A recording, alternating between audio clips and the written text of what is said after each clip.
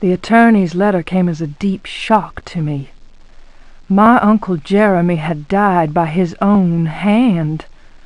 The coroner's report was unequivocal.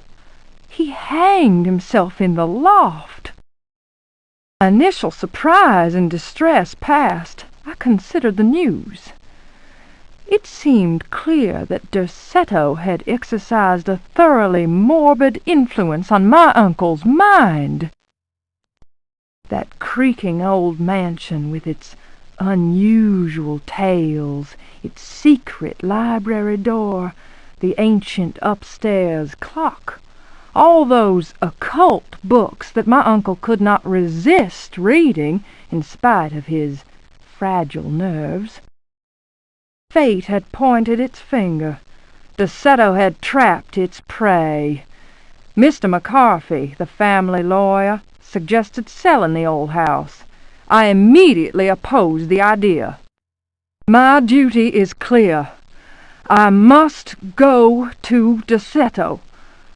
I tremble at the thought of those dark corridors, those brooding portraits. Yet I am convinced that Uncle Jeremy left a note, a letter of some kind explaining his fateful decision. I remember his voice saying, "Look at the piano, Emily. Look harder. Maybe the secret drawer will yield up an explanation." I have the feeling things will not be so simple. Life is a mystery containing more mysteries. Jeremy taught me that much. Now is the time to confront the mysteries. Derceto is waiting for me. I pray that my fear is nothing more than the fruit of my imagination.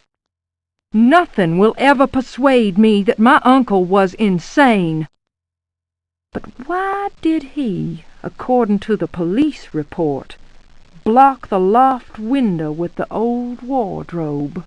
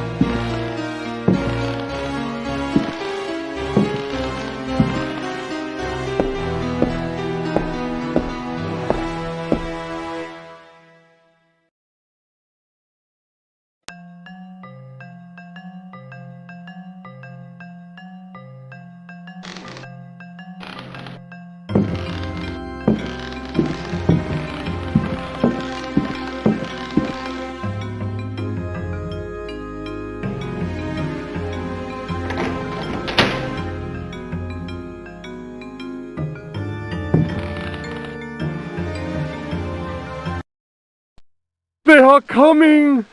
I have freed hellish forces, and now the price must be paid. Derceto is the prey of evil.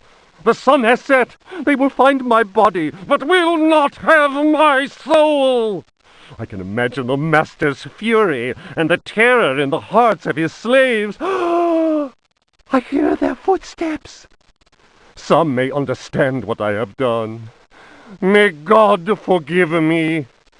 Farewell, Jeremy Hartwood.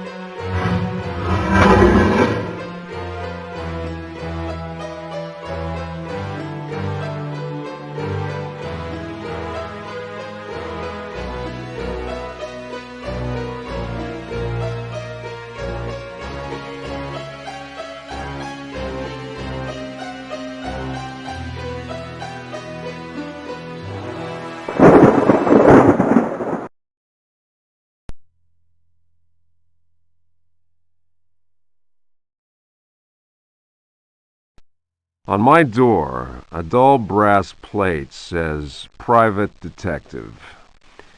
The few friends I have call me Carnby. The others call me the Reptile. I don't care to think what my banker calls me. These days, I leave my letters unopened. Bills and threats to send in the receivers just ruin my day. When an antique dealer called Gloria Allen contacted me, I slipped into my best shirt, holstered my .38, and got to her shop as fast as I could. I was expecting something sordid. Blackmail, probably. Boy, was I wrong.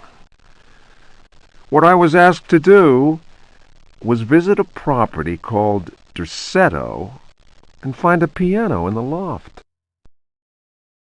It was an old piano with secret drawers, the kind people who buy stuff in antique stores go crazy over.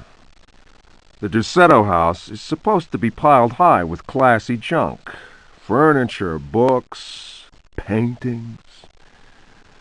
It looked like whoever owned Derceto was about to get cleaned out.